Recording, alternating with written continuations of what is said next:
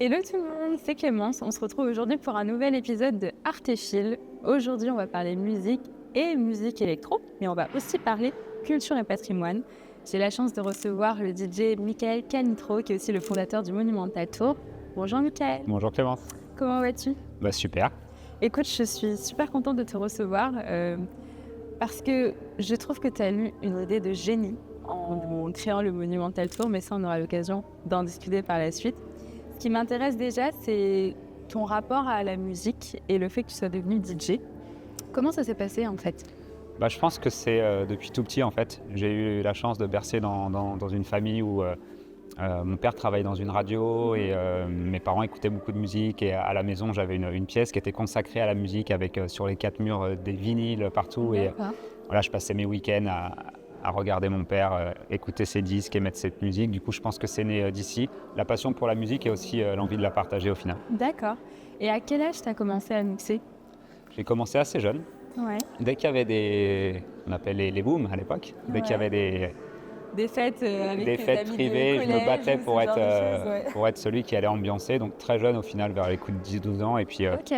c'était très artisanal au début avec, je prenais 2 chaînes hi-fi, je montais le volume de l'autre et je baissais le volume de l'autre pour enchaîner les disques. Oh, C'était très artisanal, mais au final c'était un peu le début des DJ. d'une grande aventure de ta vie. Alors, je me pose la question parce que tu as choisi l'électro. Pourquoi ce choix? Ça a été plusieurs facteurs. J'aime la musique au sens large, mais c'est vrai que j'ai eu un vrai coup de cœur avec le premier album des Daft Punk. D'accord. Album Homework, où je me suis dit voilà, c'est vraiment cette musique que j'ai envie de faire en même temps. Et j'aimais beaucoup aussi tout l'esthétisme qu'il y avait autour. C'est pas juste de la musique, il y a aussi tout un concept visuel avec les Daft Punk, il y a un concept de scénographie, et puis eux ils ont une identité, etc. Donc ça m'inspirait beaucoup. Et puis tout le courant, on va dire French Touch, il y a toujours eu cette identité très visuelle, très graphique aussi autour de la musique. Donc ça va un peu plus loin que la musique et c'est pour ça que ça m'a plu aussi. Alors, quand on est DJ, qu'on mixe de l'électro, alors je dis ça parce que, tu sais, moi je viens des îles et forcément c'est un genre musical qui est un peu moins répandu dans la Caraïbe. C'est-à-dire qu'il y a beaucoup de personnes qui en écoutent, mais c'est pas forcément la musique numéro 1 de nos festivals. Quand on fait de l'électro, on écoute un peu différents types de musique, on a plusieurs inspirations qui viennent de plusieurs univers. Je pense que c'est la base en tout cas de tout DJ en fait, de s'inspirer de différents styles de musique. Et puis la particularité aussi de la musique électro, c'est qu'elle se nourrit en fait de différents styles. Elle vient déjà du disco, donc il y a toute cette notion effectivement de la danse, etc. des années 70 qui ressurgit, mais il y a aussi beaucoup d'inspiration sur la musique jazz, sur la musique soul, sur la musique funk. Et puis maintenant, on voit aussi qu'il y a beaucoup de courants plutôt afro, etc., qui se mélangent à la musique électronique. Donc il y a toujours en fait cette notion de mélanger les genres. Donc forcément une grosse curiosité sur tous les styles. C'est vrai qu'on peut se dire que l'électro, finalement, tu peux faire un mix électro de n'importe quoi au final. Oui, le but c'est justement d'être sans limite en tout cas. Exactement. Et c'est vrai que cette musique-là me donne aussi cette facilité de pouvoir explorer tous les styles et de faire des rencontres un peu improbables. On en parlera avec Monumental Tour, mais c'est un peu aussi la rencontre entre des univers qui d'habitude se côtoient pas forcément, et c'est ce qui me plaît aussi dans l'électro. Et pourquoi tu penses que ça marche tant aujourd'hui, la musique électro? Je pense que c'est une musique qui, déjà, c'est une musique de partage, où elle envoie un bon message de se rassembler, de passer des moments ensemble, de célébrer, de danser. Donc il y a un message extrêmement positif. Je pense que c'est un message universel, mais on en a encore plus besoin en ce moment. Oui, complètement. Et du coup, elle est importante pour ce point-là. Et puis ensuite, c'est une musique aussi, je pense, elle est expérientielle. Elle te donne une dimension aussi. Tu peux... Oui, je vois ce que tu veux dire. Parce que c'est vrai que depuis quelques temps, je commence à en écouter un peu plus. Après, j'écoute vraiment les grands classiques. Je pense qu'il y a différents levels dans la musique électro. Moi, je suis au level 1,5, je pense. On fera une petite interro après. Oui, voilà, c'est ça. Je pense que ce soir, ce que tu vas mixer, ça va être un cran, peut-être un peu au-dessus de ce que j'ai l'habitude d'écouter. Mais au fur et à mesure, en fréquentant justement des festivals, des événements et même des personnes qui adorent la musique électro, j'ai compris que c'est une musique qui est... Bien sûr, la musique, ça fait vibrer, mais il y a une vraie ambiance à capter en fait quand tu partages un moment électro. C'est convivial, mais en même temps, il y a un côté très personnel. Tu sais, tu es un peu dans ta bulle, il y a des choses qui se passent en toi, Enfin, c'est un peu ce que j'ai ressenti, quoi. Ouais, c'est ça. Pour moi, c'est une expérience. En tout cas, cette musique, elle provoque voilà, des émotions profondes et tu peux aussi les partager Ouais. avec toi-même comme avec les autres. Et en Ouais. fait, il y a ce côté très fort, je trouve. Et puis après, ça dépend de l'endroit où tu es parce que la musique électronique, tu peux l'écouter sur un coucher de soleil, sur une plage, comme vrai. à un club à 5 heures du matin. Donc, il y a C'est vrai. différentes expériences et Tout à c'est fait. en ça aussi qu'elle est riche. Tu as tout à fait raison et d'ailleurs, toi, tu as voulu pousser l'expérience, encore plus loin en fondant le Monumental Tour. Alors vraiment, je t'envie parce que c'est une idée de génie et je me dis, aujourd'hui, qu'est-ce qui reste encore à créer autour de la musique? Et bien sûr, il y a énormément de choses, mais cette idée de festival autour des monuments, c'est vraiment dingue. Et comment elle t'est venue? Et quelle a été vraiment la première idée et à quel moment tu t'es dit, je vais me lancer dans cette aventure? Bah, quand on parlait tout à l'heure un peu voilà, de cette musique qui m'a inspiré avec cette notion de créer toujours une identité visuelle autour, donc ça vient en tout cas déjà de là, de pouvoir, on va dire, contextualiser sa musique et de lui trouver un écrin pour la diffuser.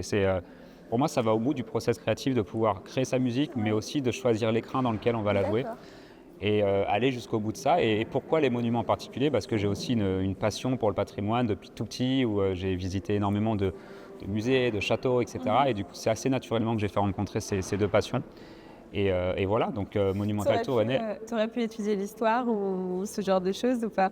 pas comme toi, Bah oui, mais c'est pour ça que je te dis ça. pas Je te comme vois toi, bien. mais c'est vrai que je suis DJ passionné. historien. Ça aurait DJ été historien, stylé. ça peut Ça peut le être faire, stylé, bah ça oui. peut être stylé, effectivement. Mais alors, donc tu visitais beaucoup d'endroits, de châteaux, de monuments quand tu étais enfant. Et justement, l'idée, à quel moment tu l'as eu? Quel a été ton déclic? Le déclic, vraiment, ça a été au final très tôt quand j'ai commencé à mixer, on va dire, de façon professionnelle, Ouais. plutôt vers 20 ans, où j'ai toujours aimé concevoir finalement mes propres événements. D'accord. Et j'ai créé des soirées où j'essayais justement d'aller dans des endroits qui n'étaient pas faits pour ça à la base. J'avais fait par exemple, à l'époque, j'avais fait une fête au premier étage de la Tour Eiffel. C'était pour le lancement d'un de mes premiers disques, etc. Mais c'était pas celle où tu es venu, c'était Alors, une autre, bien avant, t'étais déjà allé mixer sur la Tour Eiffel? dans la Tour Eiffel. Ok, dans la Tour Eiffel. Donc c'était plus petit, il y avait 300 personnes, mais c'était Oui. déjà un Oui, premier oui. prémisse. Et puis ensuite, après, il y a eu différents endroits où j'ai adoré mixer, dans des festivals ou comme ça, qui étaient toujours atypiques, et ça m'inspire énormément. Ouais. Et en 2019, en 2018, avec mon équipe, on a monté une fête de la musique à Paris, à la Monnaie de Paris, dans la cour de la Monnaie de Paris, qui est un endroit absolument incroyable à Paris. D'ailleurs, si vous y allez, c'est un musée, mais c'est un endroit à visiter qui est absolument magnifique. Et l'événement a tellement marché, il y a eu plus de 5000 personnes, les gens dansaient au milieu de cette cour incroyable, et puis en même temps, il y avait des œuvres d'art un peu partout. Et les gens, à la fin, me sont venus me voir, ils m'ont dit « mais c'est dommage en fait qu'il n'y a pas plus souvent ce genre d'événement ». Et je me suis dit, mais en fait, on va pouvoir créer un vrai concept et une vraie tournée. Et en 2019, du coup, on lance le premier Monumental. D'accord, donc Oh. entre le moment où vous avez 2018 et voilà, il y a eu un an en fait. Il y a eu un an de conception. réflexion, monter mon Ok. équipe, etc. Et on a lancé en 2019 le premier au pied de la cathédrale de Strasbourg, au Palais D'accord. Rohan. Ok, Et ensuite, jusqu'à présent, on en a fait 18. c'est un beau chiffre, hein, 18. Et en plus, il y a eu le Covid, donc ça veut dire que ça a pas mal, Ça a chamboulé pas mal ça a nos plans. chamboulé pas mal de choses. J'imagine qu'en 2020, vous aviez des dates de prévues. On avait pas mal de dates de prévues qu'on a du coup transformées en digital. Donc Ok. on les a streamées et diffusées sur les réseaux sociaux. Et ça a permis de donner une autre dimension au projet. D'accord. Étrangement, moi je pensais que ça allait être justement plutôt un frein.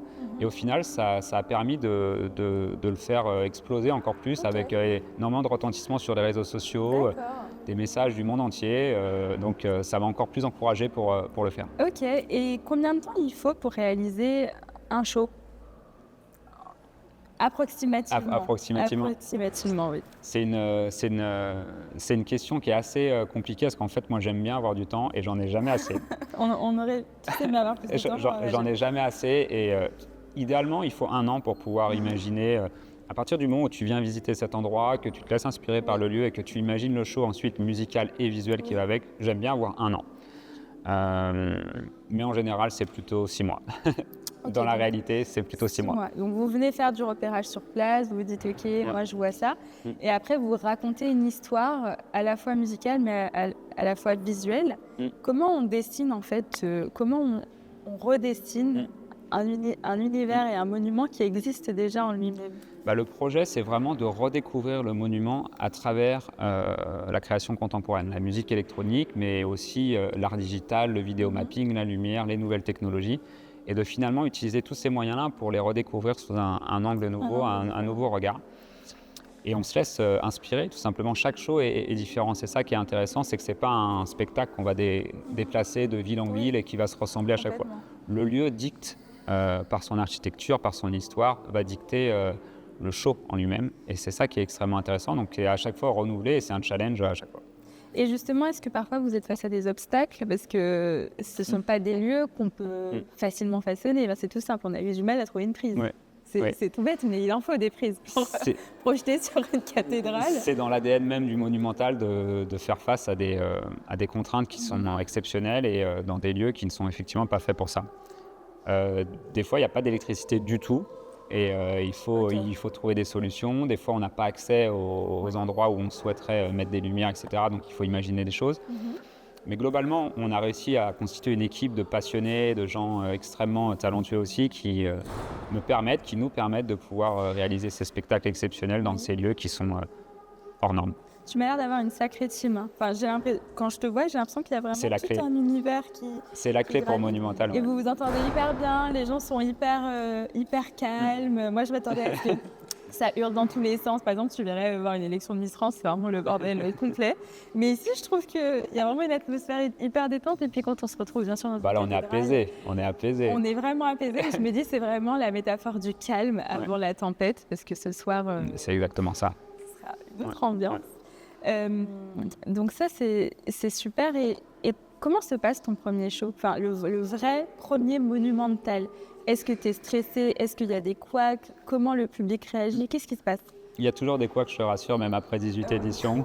Il y a toujours des couacs et ça fait partie justement aussi de ce projet-là, de toujours repousser les limites même de la technique et d'aller sur des choses qu'on n'a jamais fait, qu'on n'a jamais vues. Et du coup, on est toujours sur un fil tendu.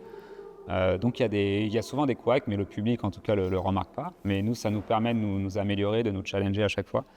Et il y a surtout de l'excitation, plus que du stress. C'est vrai que j'essaie de rester calme et en même temps, c'est aussi comme ça qu'on essaie d'avancer avec toute l'équipe. Comme c'est des challenges, en fait, on sait que c'est assez compliqué à réaliser et qu'en même temps, on aura forcément des contraintes sur notre chemin. Il faut qu'on reste zen. Et en même temps, on est aussi là pour se faire plaisir, pour donner du plaisir aux gens. Donc, on essaie de garder cet état d'esprit.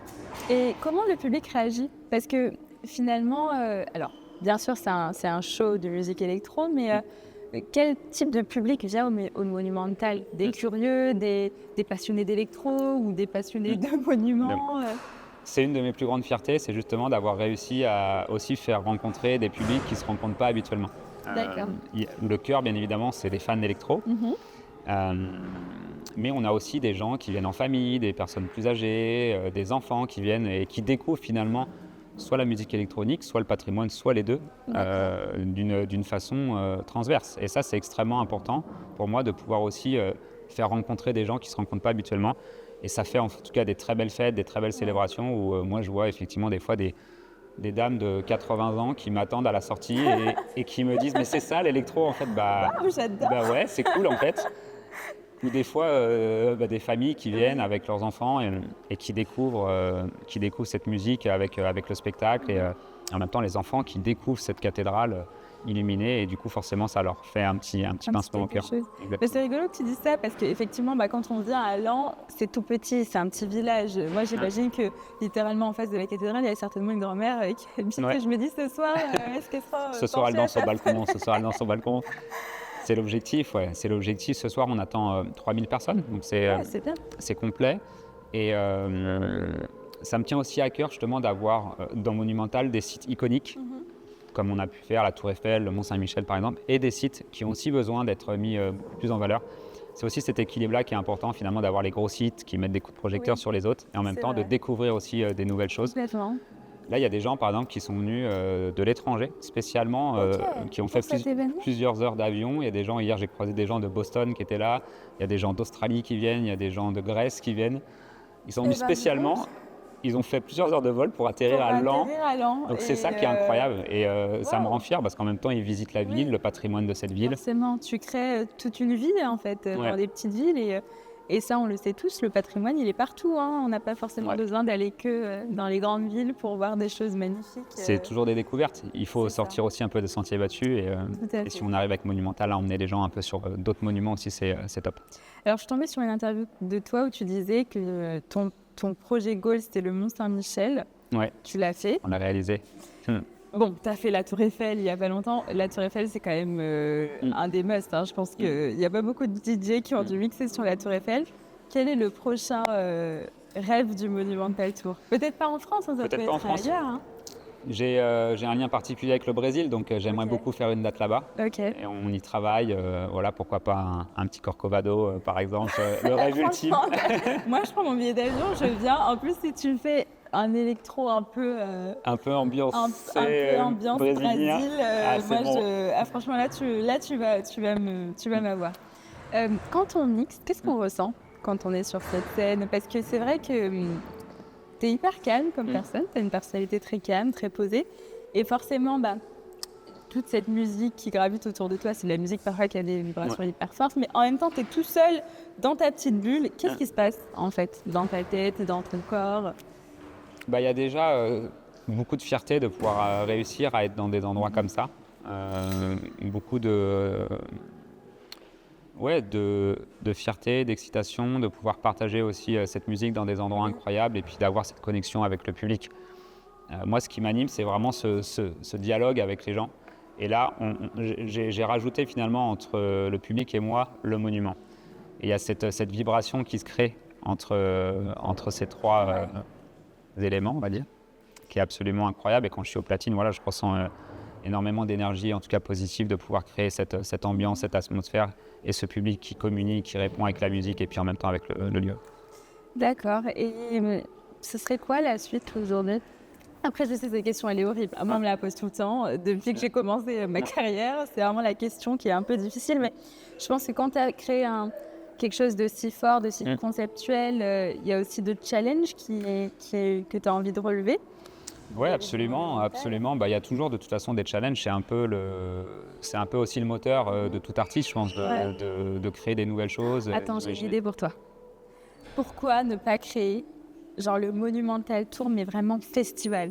Ou en gros, au-delà du monument, bien sûr, il y a la projection sur le monument, mais créer vraiment tout un univers, toute une vie autour du monument. Et puis j'en sais rien, faire des stands, qu'est-ce qu'on pourrait faire? Des stands artistiques, où tu ferais de la peinture, en même temps des stands de découverte de la nourriture locale. Enfin, j'en sais rien. Ouais, c'est super intéressant. C'est vrai que c'est un peu l'idée, en fait, j'ai spoilé, vous n'êtes pas au courant. Non, mais c'est un peu une idée qu'on a déjà explorée. Dans certains monuments, on a fait un site l'année dernière qui s'appelle l'abbaye de Maizé, en Vendée.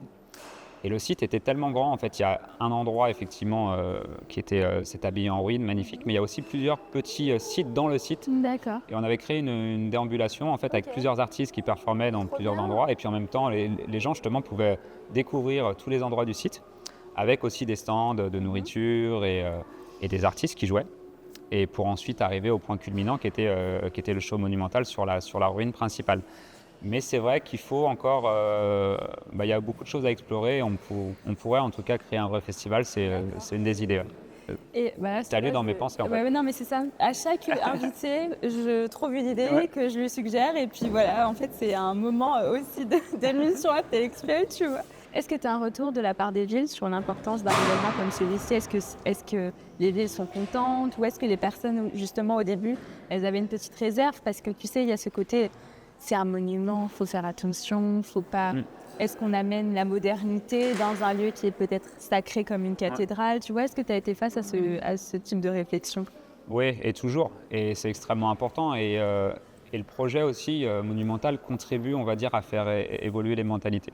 Et apporter ce message de continuer à démocratiser la musique électronique en la sortant justement des terrains d'expression habituels. Et c'est jamais gagné au départ.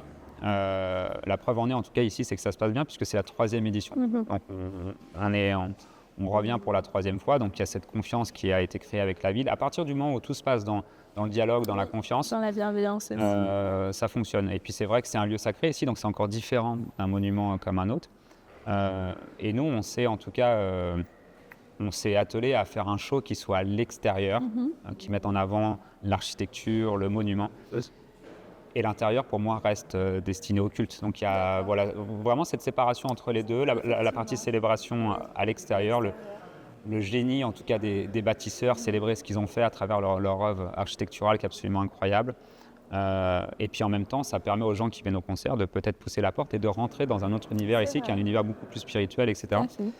Et c'est aussi ça, de garder finalement aussi le respect des limites. C'est assez important, surtout dans les édifices religieux. Et puis après, il y a des monuments qui sont pas forcément religieux. Donc là, c'est un peu moins compliqué. Mais il y a toujours ce cliché des fois de musique électronique, ça va être une rave party ou ce genre de choses. C'est vrai. Au départ, chez certaines personnes. Et du coup, grâce au Monumental, ils peuvent aussi se rendre compte qu'au final, musique électronique n'est pas forcément... En contradiction avec justement le respect des choses essentielles en fait. Ça reste de la musique tout simplement. Pour moi, ça reste de la musique, c'est quasiment la musique, on va dire, classique des temps modernes. En fait, on vit avec notre époque, mais moi, je suis persuadé que si Mozart était né maintenant, il serait sans doute producteur de musique électronique. T'es persuadé de ça? Bien sûr. Ah bah ok. Et on se rend compte qu'il y a un esthétisme et qu'il y a une rencontre même dans les publics. Tu vois, le public qui écoute la musique classique, c'est pas un public qui va écouter la radio à longueur de journée. Ils vont suivre justement des artistes, Ça fait, je comprends ce que tu veux dire. Et ils vont aussi aller dans des lieux extraordinaires pour découvrir cette musique. Et avec la musique électronique, on est un peu dans le même contexte. Les gens n'écoutent pas la radio absolument toute la journée pour découvrir les artistes. Ils savent qui ils ont envie de suivre et ils vont dans les festivals, dans des lieux incroyables pour écouter cette musique. Donc voilà, finalement, il y a des points de rencontre entre ces musiques aussi, même si a priori, il n'y en aurait pas. Eh ben, j'ai un challenge pour toi. Si tu arrives à amener le Monumental Tour aux Antilles, franchement, moi, je te tire mon chapeau. Et je vais me battre. Hein. Je vais faire des stories, je dirais aux gens, il faut que vous alliez au Monumental en Guadeloupe, par exemple, parce qu'on a des monuments qui sont absolument magnifiques. D'ailleurs, je le dis parce que c'est vrai que je pense qu'on a encore cette difficulté à protéger nos monuments. Et ce que tu fais, en fait, c'est une manière aussi de protéger parce que ça ramène de la vie, ça ramène des personnes, ça attire la curiosité et forcément tout ça, ça permet de faire revivre un lieu en fait. Ça sensibilise et puis il y a des actions aussi qui sont concrètes autour du concert. Par exemple ici, les gens se sont acquittés d'un droit d'entrée et l'ensemble des revenus de la billetterie sera destiné à la restauration de l'orgue qui est juste au-dessus de nous. Ah bah tu vois. Du grand orgue et du coup voilà, les 3000 personnes ont finalement fait un don en venant danser et célébrer ce soir pour la restauration de l'orgue. Donc le but, c'est aussi que le projet monumental laisse un héritage après sa venue pour les générations futures et c'est comme ça qu'on essaie de mettre cette petite mécanique en place. Et pour revenir à ta question du départ, bien sûr, la Guadeloupe, ça serait un rêve. Franchement, je serai là pour t'aider. Donc, finalement, DJ électro, entrepreneur, homme de culture et aussi engagé parce que finalement, derrière ton projet, il y a aussi une envie de soutenir le patrimoine français. J'ai une dernière question pour toi parce que je pense que là, tu nous as vraiment livré un témoignage très intéressant et très passionnant. Quelle est ta vision du patrimoine aujourd'hui ? Une vision déjà... on va dire engagé avec ce projet-là, monumental. Et puis en même temps, je pense ce message que j'ai envie de faire passer, que ces lieux-là aussi, il faut se les approprier, s'en inspirer et ne pas hésiter à pousser une porte et à proposer un projet. Ça les fait vivre et en même temps, c'est aussi un engagement envers le patrimoine. Il n'y a pas uniquement faire des dons, et aussi les faire vivre, créer des expériences avec eux, s'en inspirer, imaginer des choses en lien avec le monument, avec son histoire. Voilà, tout ça, c'est des initiatives qui sont aussi positives. Et en tout cas, voilà, si on peut faire vivre le patrimoine d'une autre façon, j'encourage les gens à le faire aussi de cette façon. En fait, tu fais de la vulgarisation historique aussi. Oui, le but... Tu rends accessible l'inaccessible, tu déconstruis un peu tous ces clichés. Et moi, ce qui, je pense, est important aussi, c'est l'humain derrière tous ces monuments. C'est qu'il y a des personnes qui y vivent, il y a des personnes qui ont des souvenirs dans ces monuments, dans ces lieux. Et tu recrées en fait de la transmission parce que ramener des souvenirs, ramener de l'animation dans un lieu, c'est le redonner vie aussi. Oui, c'est exactement ça. C'est de faire vivre ces lieux qui parfois sont un petit peu endormis ou paraissent endormis ou même des fois qu'on ne regarde plus. On est tellement habitué en France d'avoir des monuments partout autour de nous que quand on se promène dans la rue, des fois ça fait partie de notre quotidien et on lève plus les yeux pour les voir. Le fait de créer quelque chose dessus, de les illuminer, de créer finalement quelque chose d'inédit, ça remet un peu du regard dessus. Et du coup, le regard, c'est déjà le premier geste vers la préservation, de se dire tiens, c'est quelque chose de particulier. Tout à fait. Bon, bah écoute, merci Michael. Avec Je plaisir. te souhaite bonne chance pour ce soir. Merci Clémence. Plein de belles ondes et puis on va participer à cet événement avec plaisir et puis on a hâte de voir les autres monuments et les autres dates. Avec grand plaisir. Merci à toi. De rien.